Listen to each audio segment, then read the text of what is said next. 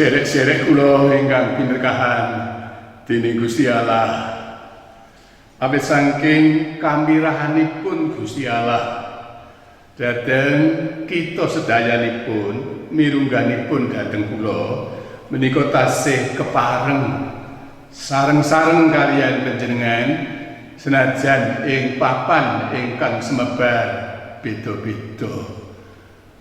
Pancen tanggal 11 Januari kula pungkasan ing peladosan mekaten menika khotbah online lan nembe saged sakmenika kula sowan karana wonten alangan ingkang kedah kawula ambah gegayutan kaliyan pandemi.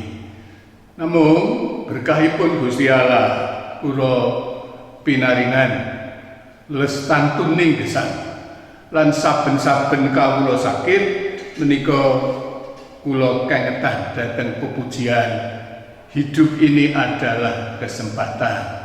Hidup ini adalah kesempatan. Jadi hidup ini adalah kesempatan. Kula prasetya menawi tasih dipun keparengaken dening Gusti Allah nglajengaken gesang keparengna kula menika tasih wonten ing salebeting peladosan sak gaduk-gaduk kula. Mekaten kula sakmenika sowan panjenengan ing sedayanipun. Kepingin manembah sesarengan kula dherekaken sami ngleremaken manah. Ing salebeting manah sami musika mekaten. Tu ing pitulungan kita menika pinangkanipun saking Allah ingkang nitahaken langit kaliyan bumi, ingkang kasetyanipun lestantun ing sak lami-laminipun. Sih rahmat lan tentrem rahayu saking Allah Rama kita lan saking Gusti Yesus Kristus wontena ing para sedherek sedaya. Amin. Sedherek-sedherek kula ingkang binerkahan dening Gusti Allah, gegayutan kalian ing ajeng kula sampun matur pilih boten saged ngawontenaken peladosan khotbah online sabibaripun tanggal 11 Januari. Namung tinuntun lan binerkahan dening Allah menika kula inggih kepengin sareng-sareng kalian panjenengan nglairaken pamuji dhateng Gusti Allah. Pepujian ingkang tumrap kita menika sampun balung sungsung Allah yaiku pangen satuhu KPJ 103. Kita badhe ngrepakaken padha kapisan kemawon KPJ 103. Allah yaiku pangen satuhu pangrehnya nentremken kalbu kula tansah rinimatan srana sagunging kamirahan. Nah menika ing juranging pati tan wedi bilai wit Gusti pribadi kang nganti nadyan mengsakathah manah datan semplah wit berkahnya urung mentah lan salajengipun dos wonten ijman ing juranging pati tan wedi bilai. Nika wonten sambung rapetipun kalian pangandika ingkang badhe kula ngajak panjenengan ngraos-ngraosaken. KPJ 103 padha kapisan Allah yaiku pangen satu. Allah yaiku pangen satu. Pangrenya nantremken kalbu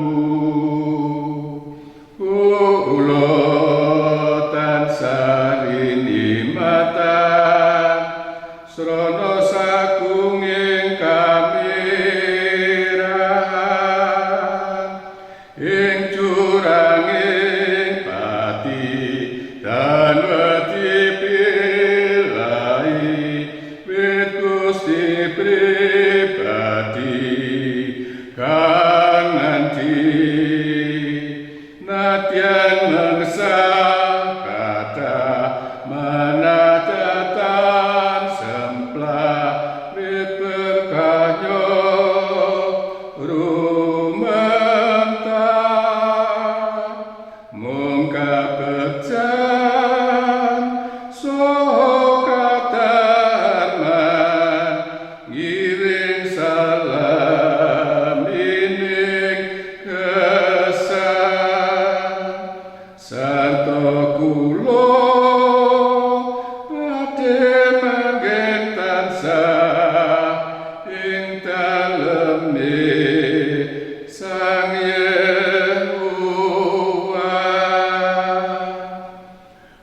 kidungan ingkang wujud paseksi pribadi saking kitab Zabur ingkang populer tumrap kita sedayanipun. Kula dherekaken ing salebeting pandonga sesarengan. Duh Gusti Allah ingkang kawula beteni, paduka Allah kawula ingkang tansah nyaketi kawula, duh Gusti Allah. Senajan wonten ing gesang paditenan, wonten kalanipun kawula menika kados-kados nebih saking paduka. Namung syukur duh Gusti Allah, menawi paduka tansah mberek manah kawula menika, murih kawula inggih caket kalian paduka ing salebeting pitados. Sakmenika duh Gusti Allah, kepareng kawula sami nyuwun lumintuning berkah paduka tumrap anggen kawula nyawijikaken wekdal murih gesang kawula menika tansah kabangun karipu dening pangandika paduka.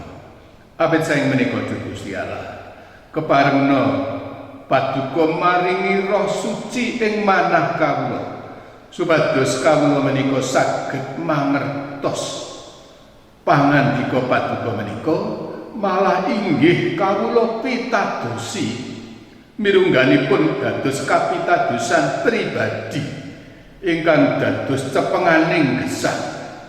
Awit saeng menika duh Gusti Allah, kawula paduka paringi pitulungan roh suci kepareng kala maslahaken sakwetahipun tumrap anggen kawula badhe ngraos-ngraosaken pangandika paduka.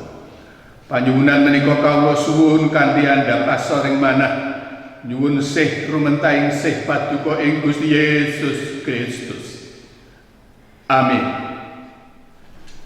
Sederek-sederek kula ingkang pinterkahan dening Gusti Allah, kula kepengin nyarengi panjenengan ngraos-ngraosaken pangandika ing kitab suci, senajan inggih kados padatan kula menika boten ngetutaken waosan leksionare ingkang katetepaken secara sinodal ning menika ing pengajap supados inggih mawahi anggen kita sami kepengin siniram ing pangandikanipun Allah ing kitab suci.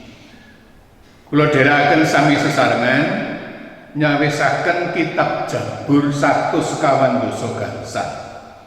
Kula badhe ngajak panjenengan maos lan migatosaken tuwin ngraos-ngraosaken wiwit ayat 11 ngantos dumugi 21.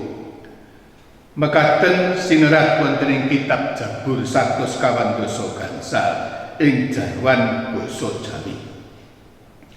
Pangeran Yewah menika dados tetuak tumrap sekathahipun tiyang ingkang dawah lan ingkang njejekaken sekathahing tiyang ingkang tumungkul.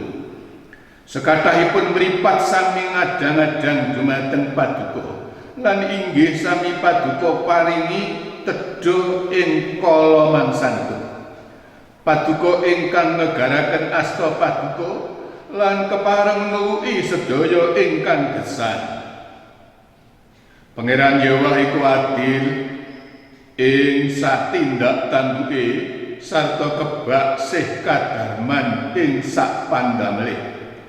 Pangeran Yewah celak karo saben wong kang nyebut marang asmane lan karo wong kang sesambat marang panjenengane kelawan setya.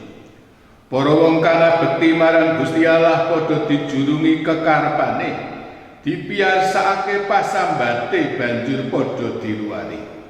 Pangeran Yewah ngreksa marang sak kabehing wong kang tresna marang panjenengane, nanging sakkaing wong duraka bakal padha ditumpes.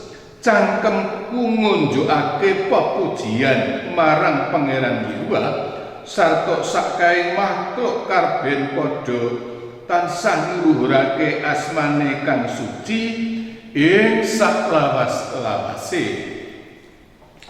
Mekaten pamaos sing kitab Jabur 112 gangsal ayat 11 ngantos dumugi 21. Rahayu kita sedayanipun ingkang sami budidaya mangertosi nyandak sing pangandika menika dipun pitadosi lan dipun lampahi wonten ing gesah. Sederek-sederek kula ingkang pinekahan dening Gusti Allah. Pamaos sing pangandika ingkang kula piji menika kamrana kawarna dening kalih perkawis. Perkawis ingkang kapisan ingkang inggih asring kula matur wonten ing salebeting khotbah-khotbah.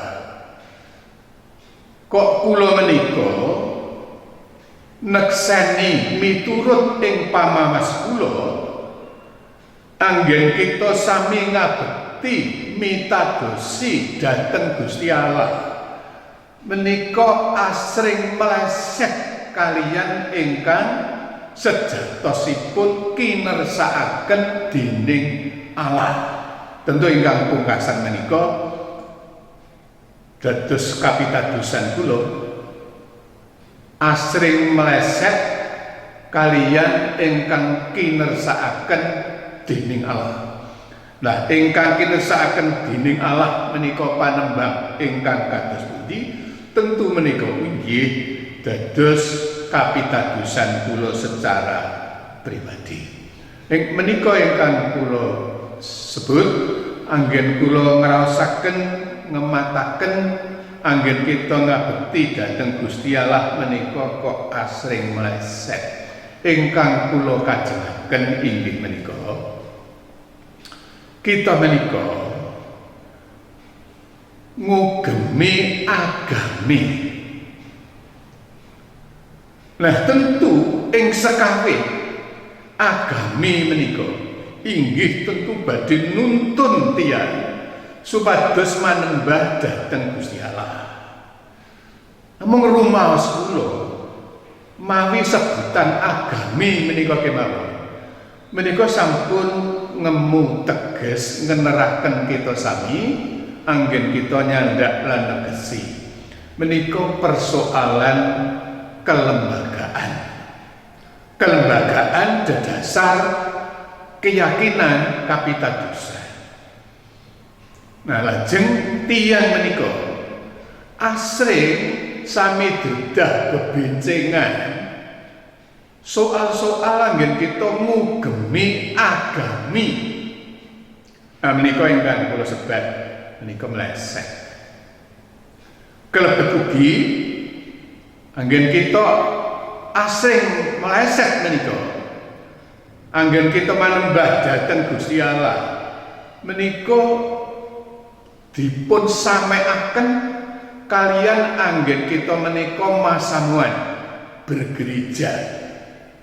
Terus menawi kula inggih nglairaken lan mireng bergereja menika ingkang tumunten kula candhak wonten ing nalar lan manah kula menika soal lembaga. Dus tiyang ingkang tertib anggenipun masamuan bergereja miturut tatananing pesamuan ingkang dipun etutaken menika lajeng menika ingkang dipun tengenaken malah anggenipun manembah dhateng Gusti Allah menika lajeng dados kakiwakaken. Menika soal kelembagaan.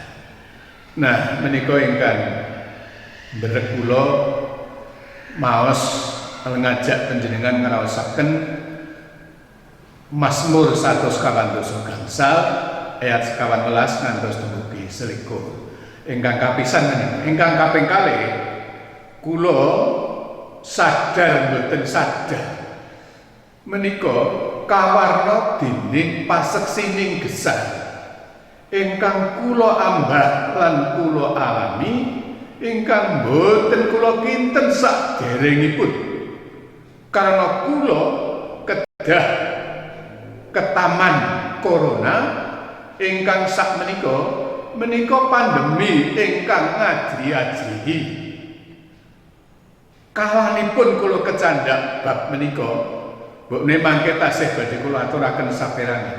Ning menika ndadosaken kula menika lajeng sangsaya ngraosaken manembah dhateng Gusti Allah menika wujuding kapitadosan pribadi ingkang ing ngriku ugi ingkang nemtokaken kados pundi tiyang menika ngraosaken sambetanipun kalian Gusti Allah.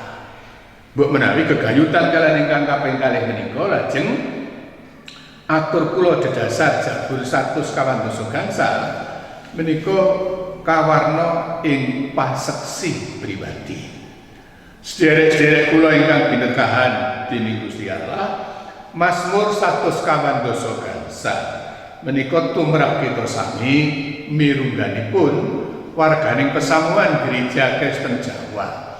Menika Mazmur ingkang saben-saben kita lairaken margi saperangan saking kitab Jabur 100 gangsal wiwit ayat 8 menika sinerat wonten ing tata panembah liturgi bujana suci ingkang kita lairaken secara litani. Pangeran Yewah menika ambek asih sarta welasan sarta sabar sanget ageng sanget sih kadarmanipun lan selajengipun menika jabur ingkang dados pamuji. Namung anggen kula nyandak perangan menika lan Mazmur 100 gangsal kados dene inggih Mazmur sanesipun senajan boten sedayanipun. Mazmur tawi Jabur 100 gangsal menika mujudaken paseksi pribadi. Menawi kula lairaken mawi patrap basa sakmenika menika pengalaman rohani secara pribadi. Menawi miturut purwakanipun pepujian anggitane Prabu Daud yang tentu kita sampun sami mangertos senajan kathah jabur ingkang mawi wiwitan mekaten nang miturut para pinter menika boten sedayanipun pancen asli sinerat kawedhar saking Prabu Daud. Uwal saking bab menika ingkang kula pitadosi lan kula candhak menika paseksi pribadi, menika pengalaman pribadi.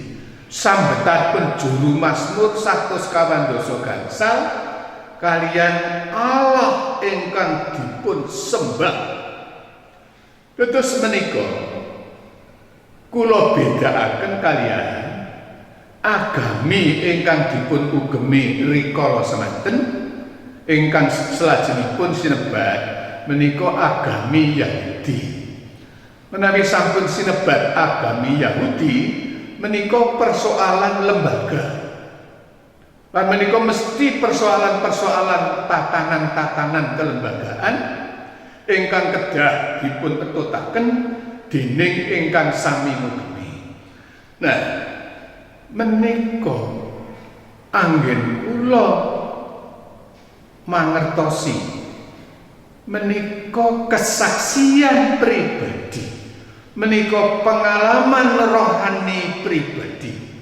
Senajan rikala semanten pengalaman nirungga menapa ingkang dipun raosaken dening ingkang nyerat Mazmur 100 gangsal menika boten dipun cethakaken kanthi wela-wela wonten ing Jabur 100 gangsal ning mesti menika wonten sambung rapetipun kalian pengalaman rohani pribadi.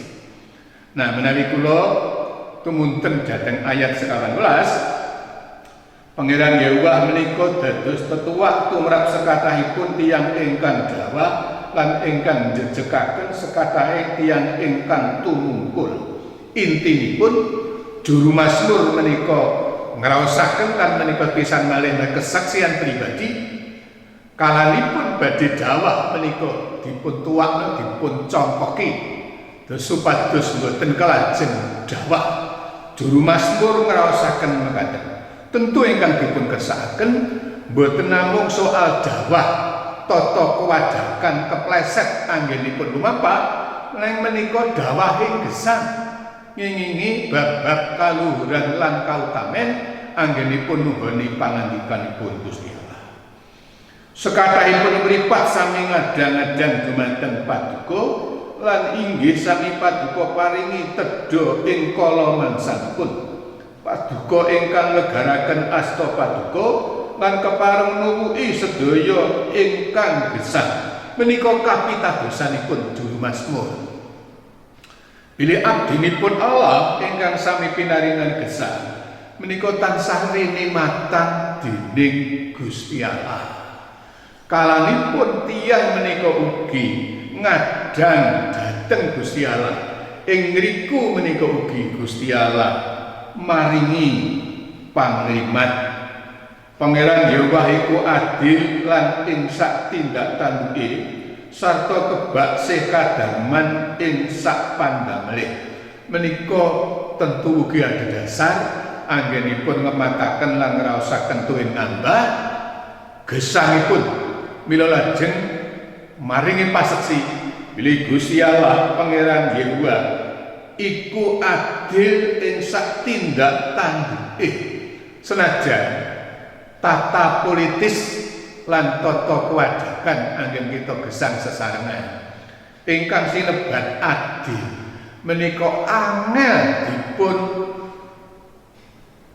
gemblengaken janjanipun ingkang sinebat adil menika menapa?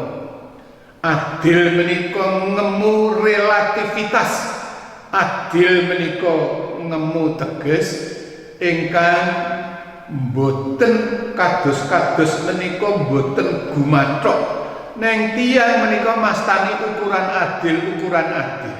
Nah, juru mazmur menika anggenipun ngraosaken gesang lan inggih ngemataken ngambah gesang dinikmatan dening Gusti Allah. Menika lajeng paring paseksi Pangeran Yahweh iku adil ing sak tindak tanduke sarta kebaksih kadhaman ing sak pandamel. Pangeran Yahweh celak karo saben wong kang nyebut marang asmane lan karo wong kang sesambat marang panjenengane kalawan setya. Para wong kang ngabekti marang Gusti Allah padha dijulungi kekarepane, dipiyarsakake pasambate banjur padha diluwari. Nah menika ingkang badhe kula tengenaken ayat menika paseksinipun juru mazmur. Pangeran Yahweh celak karo saben wong kang nyebut marang asmane. Terus celak caket. Terus Gusti Allah menika celak dhateng tiyang ingkang suka nyebut asmanipun Gusti Allah.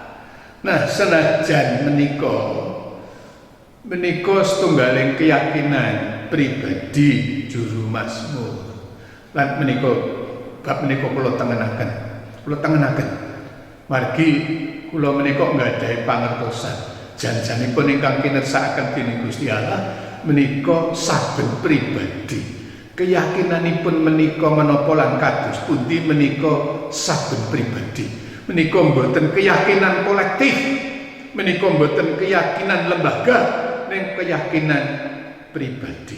Bila menawi kula lan panjenengan maos Lukas 9 ayat 18 dumugi 21 Gusti Yesus mundhut pesta dhateng para murid. Miturut wong akeh putane manungsa ki sapa? Lajeng wonten ingkang matur wonten ingkang mastani menika lajeng miturut kowe ngeten mekaten pribadi putane manungsa iku sapa? Lajeng Petrus matur menika Sang Kristus.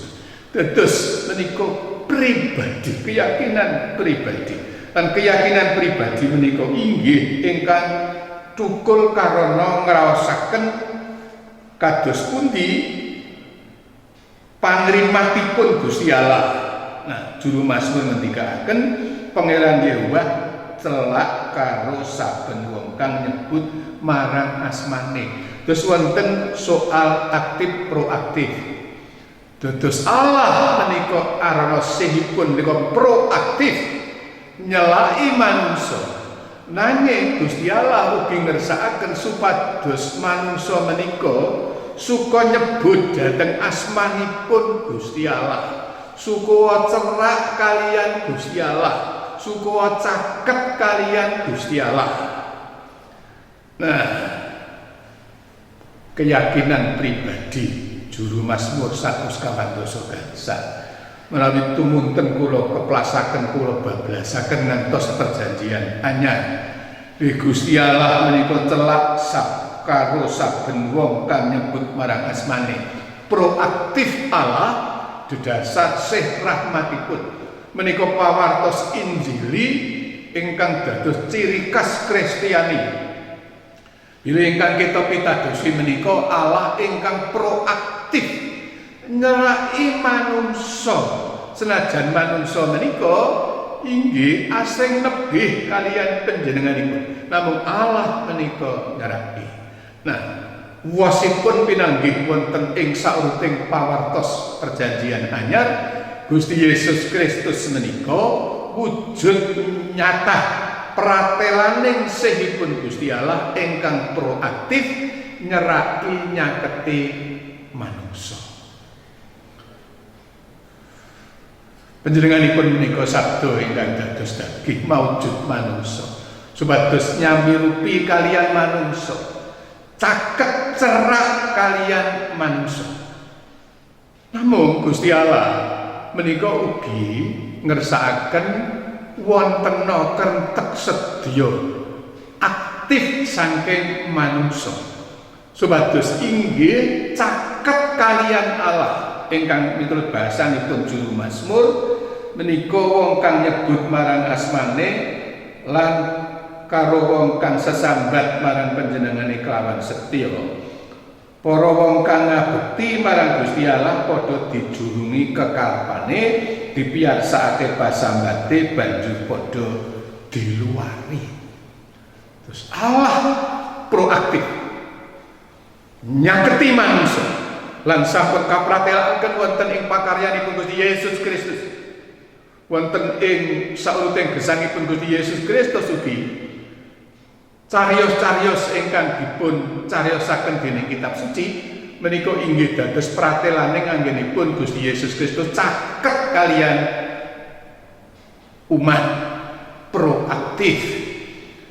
Panjenenganipun inggih ingkang ndumugeni brayat ingkang nembe sisah, ingkang mitulungi maringi kesarasan tiyang ingkang nandhang sesakit, ingkang maringi panglipur dhateng tiyang ingkang nandhang sisah, ingkang maringi jejeking kapitadosan dhateng tiyang ingkang semplah. Menika sauruting sugengipun Gusti Yesus Kristus kados kawartosaken ing perjanjian anyar. Nanging menika Allah menika ugi ngersakaken tiyang menika suka caket kalian Gusti Allah. Manungsa menika supados caket kalian Gusti Allah. Nah, menika caket kalian Gusti Allah menika lajeng pinanggih wonten ing manah. Dados menawi kula ugi maos perangan-perangan kitab suci menawi menika juru Mazmur 112 gangsal lan kula ngajak ngidung ingkang ijemanipun janjanipun kapetik saking Jabur 23 menika la inggih wonten panandika ingkang gegayutan kalian menika malah dados intinipun. Menawi kita maos Jabur 23 ayat sekawan, malah senadyan lumaku ana ing jurang palimenganing pati, aku ora wedi marang bilai. Dados wohipun tiyang ingkang caket kalian Gusti, margi Gusti ugi sampun nyaketi menika boten ajrih senajan ngadepi jurang palimenganing pati.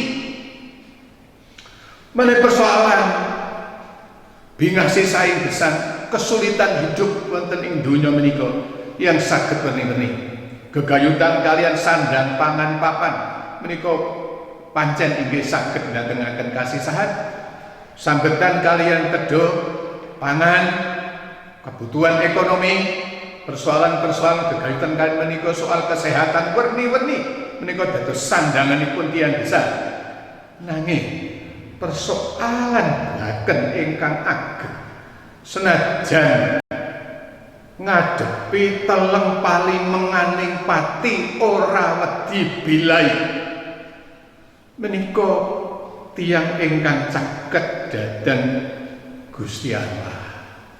Nah, wonten ing perjanjian anyar ugi wonten paseksi saking Rasul Paulus peranganing pangandika ingkang asring kawaosaken kalanipun wonten ing kawontenan ingkang nisahaken terus kula maos kalih Timotius bab sekawan ayat 6 ngantos dumugi 8 terus kapangandikaaken wonten ing perangan menika dene munggo aku iki getihku wis wiwit kaesokake minangka pisungsung sarta wektu nggonku bakal ngajar wis cedhak. Terus Paulus menika ngrumaosi sajaripun sampun caket badhe tinimbalan dening Gusti Allah. Aku wis mungkasi tetandhingan kang utama, aku wis nyandak garis pekasan, aku wis ngantepi ing pracaya. Saiki aku wis ginantungan mahkotaning kayekten kang bakal kaparingake marang aku dening Gusti Sang Hakim kang adil ing dinane tur ora mung marang iku wae nanging uga marang saking wong kang padha cecengklungan marang para kuwi.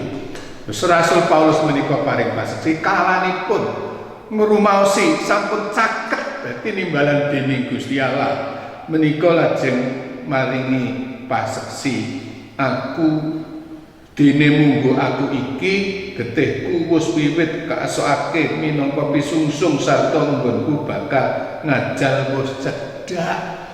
Terus tiyang ingkang gadhahi hubungan caket sambetan caket kalian Gusti Allah menika inggih wonten ing kawontenan kados menapa menika dipun cepengi lan menika ingkang pancen dados peranganing pungkasaning peperangan wonten ing jagating keramian menika pun mungkasi tetandhingan kang utama. Nah, menika Rasul Paulus lajeng menawi kitab Yakobus menika maringi paseksi Yakobus sekawan ayat 8 panjenengan saged nyawisaken mekaten kapangandikaaken padha nyedakana marang Gusti Allah. Gusti Allah bakal nyelaki kowe. Padha nyedakana marang Gusti Allah, Gusti Allah bakal nyelaki kowe. Menika gabungan ingkang kula aturaken kala wau. Kitab suci menika martosaken Allah menika proaktif nyelaki manungsa. Nanging manungsa ugi tinimbalan nyaketi Gusti Allah. Terus basa Yunani ingkang kajarwakaken nyedaki lajeng nyelaki menika egiso. Menika menawi kula waos wonten ing kamus menika tegesipun tembung egiso menika menghampiri, mendekat, dekat. Terus Allah itu menghampiri manusia, mendekat pada manusia. Lajeng ugi manungsa menika tinimbalan, umat menika tinimbalan supados menghampiri Allah. Lan sepisan malih menika sanes soal kelembagaan, menika sanes soal agami, tata organisasi, lan malah menika sanes tata panembah liturgis sanes emanipun bab-bab menika ingkang asring dados dedah bebencengan. Kamangka ingkang kinersakaken hubungan pribadi dengan Allah, kedekatan seseorang dengan yang ilahi ingkang kita umat Kristen menika dhateng Gusti Yesus Kristus. Menika ing salebetipun gesang menika supados sami pratelakaken gesang lan sadar kaingetaken Gusti Allah menika menghampiri.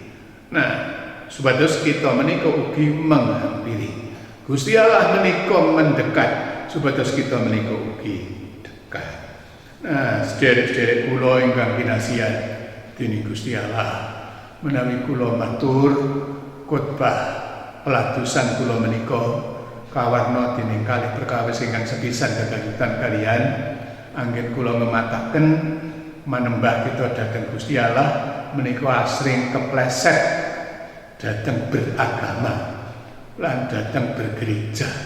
Lan ingkang kaping kalih menika anggen kita kula nyawisaken peladusan menika kawarna dening kados-kados menika paseksi pribadi. Terus kula menika saben wekdal sak menika ing sadéngah kawontenan kula kedah ngaturaken pamuji syukur dhateng Gusti Allah karena kula pinaringan pengalaman nyaketi pati marging tanggal gangsal 11 Januari saking peperiksaan antigen kapratelaken bilih kula menika positif corona. Semah kula ugi positif corona. Anak kula positif corona. Rewang kula pembantu rumah tangga positif corona. Tenaga-tenaganipun ibu ingkang saben dinten nyambut damel sedaya positif corona. Luar biasa. Kula ngraosaken karena wadah yang ingkang maringi pamrayogi, maringi pitedah-pitedah kados pundi kula menika supados saras obat-obat kapintunaken saking sanjawine kita, saking kanca-kanca ingkang kepengin supados kula menika pinaringan pulihing kesehatan lan bagas kesarasan. Kula ngraosaken, aduh menika kula sampun 29 tahun, 3 kawan tahun diabetes, lan menika langkung 2 tahun asmatis turunan. Terus kathah tiyang ingkang sami maringi pitedah dhateng kula, lan senajan boten welo-welo nanging sajakipun inggih sampun gadhahi panginten bilih kula menika sampun caket tinimbalan dening Gusti Allah. Nah, menika ndadosaken kula lajeng gadhahi pangertosan tebakipun ingkang ndadosaken kita menika manembah dhateng Gusti Allah menika penting, menika caket kaliyan Gusti Allah. Terus menawi ing sak mangsa-mangsa kita dipun timbali, kita menika tinimbalan ing salebeting sambetan caket kalian Gusti Allah. Lan ngaturaken panuwun dhateng Gusti Allah ing Sang Kristus, amargi Sang Kristus menika langkung rumiyin nyaketi pinaringan pitedah supados inggih terus kemawon ngindakaken daya imunisasi supados inggih nedha sak kiat-kiatipun supados kasinungan kegiatan supados manah menika inggih bingah margi kitab suci menika martosaken hati yang gembira adalah obat yang mujarab. Werni-werni dari segi iman, dari segi pambidodaya kamanusan menika kula lampahi, kula lajeng mekaten tiyang menawi sampun nyerati pati namung karena Roh Suci mekaten kapitadosan kula menawi pinaringan kegiatan daya kapitadosan bilih Gusti Allah ingkang kula sembah menika Gusti Allah ingkang Maha Kuwasa lan Gusti Allah ingkang Maha Tresna. Lajeng atur kula dhateng Gusti, menawi Gusti Allah menika kersa mbok kula sabrayat ageng menika dadosa lantaraning paseksi bilih Gusti Allah menika Maha Kuwasa. Bab ingkang mokal menika mboten mokal tumraping Gusti Allah margi sehipun Gusti Allah. Lan menawi kepareng kula menika nglajengaken gesang pulih kegiatan menika supados tasih kepareng angladosi gesang ingkang migunani tumraping sesami. Nah, Gusti Allah nyembadani menika ingkang kula waos saking Jabur 150 gangsal menika wau bilih Pangeran Yahweh celak karo saben wong kang nyebut marang asmane lan karo wong kang sesambat marang panjenengane kelawan setya.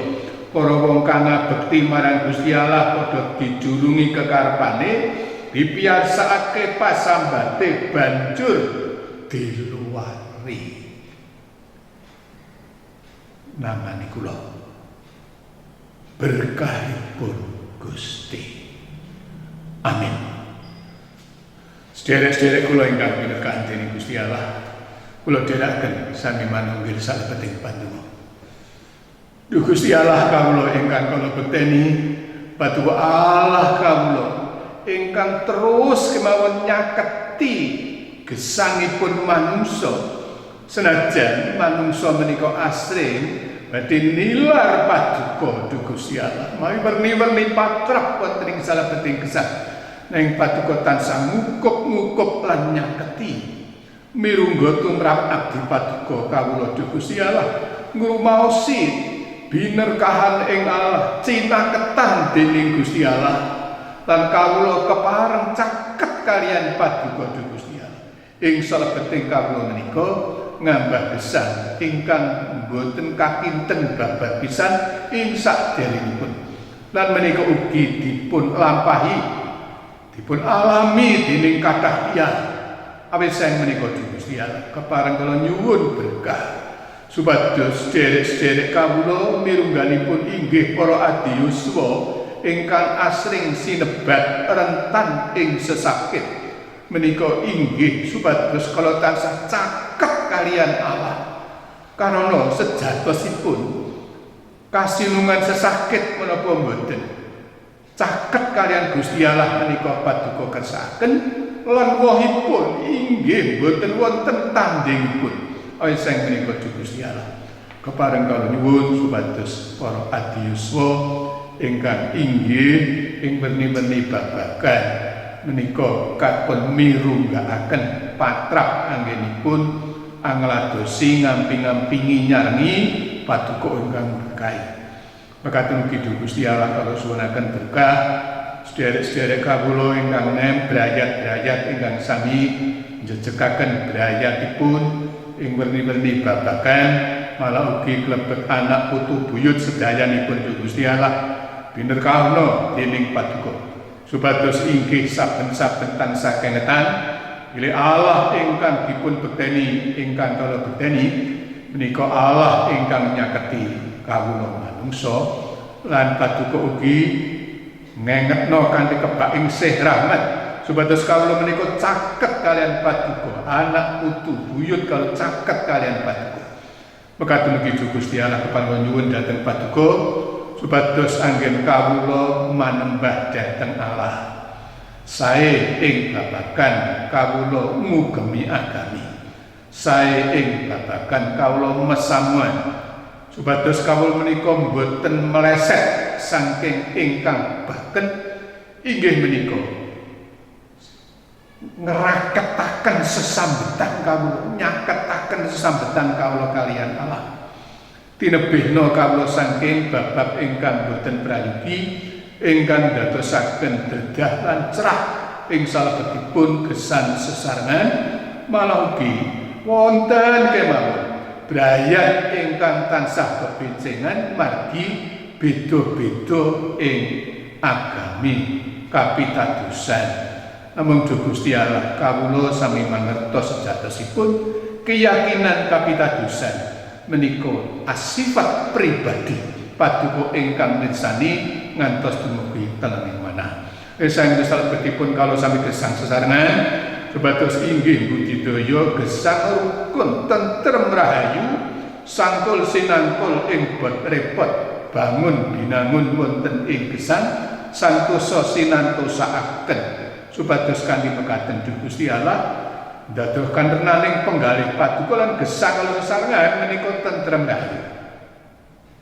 Kawula nyuwun dhateng paduka duh Gusti Allah tumrap sekadhing pambudidaya dening sinten kemawon ing salebetipun sami ngadepi pandemi menika lan kawula inggih sami mangertos sejatosipun inggih persoalan pribadi menawi saben tiyang menika inggih sami tetep ngetutaken tatanan murih boten katularan lan nularaken sesakit menika tentu kita menika inggih milujeng awak lan milujengaken tiyang sanes sesami kawula.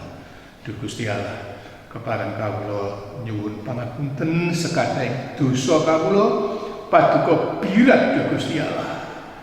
Gesang kala paduka regem wonten ing sih paduka piyambak ing juru wilujenging gesang Allah kawula ingkang nyaketi kawula wonten ing Gusti Yesus Kristus. Amin. Sederek-sederek kula ingkang pinekahan dening Gusti Allah, kula dherekaken sami nyawisaken kidung ingkang kula piji ugi lan ing pangajap menika inggih wonten sambung rapetipun kaliyan pangandika ingkang kita raos-raosaken.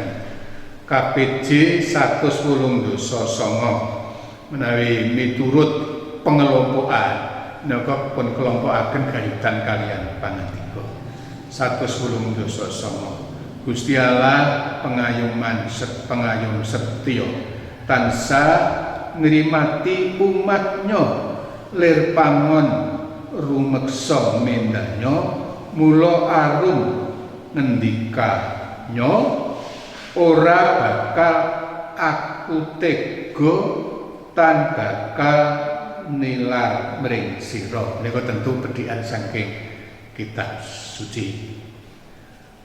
Gusti Allah pengayom setya. Gusti Allah pengayom setya tansah ngrimati umatnya lir pangon rumeksa mindanya mula arum ngendikannya ora bakal aku koteko tan bakal nilat mring sira sekedhit Pak Meser betul kali mula kita musik ing ati aku bakal ora wedi amit Gusti kang maha setya datan teka nilar kula manungsa pisane apa katanding Allah maha kuwasa. Sebatas petak pada tiga. Ayo para sagunging titah padha ngabekti mring Allah datan bakal sira kateka Gusti paring katentreman pangeran tan bakal citra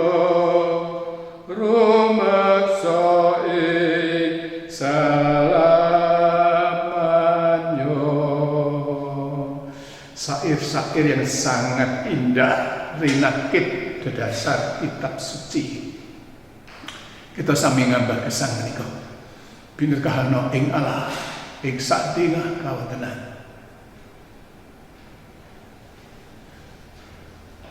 Sehipun Gusti Yesus Kristus lan sehipun Allah Sang Rama tuwin patunggilanipun Sang Roh Suci. Wonten ing para sederek saking dinten menika ngantos ing saklami-laminipun. Amin. Sederek-sederek kula ingkang kinasihani Allah, mekaten pangandika ingkang saged kula lajengaken migunanana tumraping anggen kita sami ngabekti dhateng Gusti manembah dhateng Gusti Allah. Gusti Allah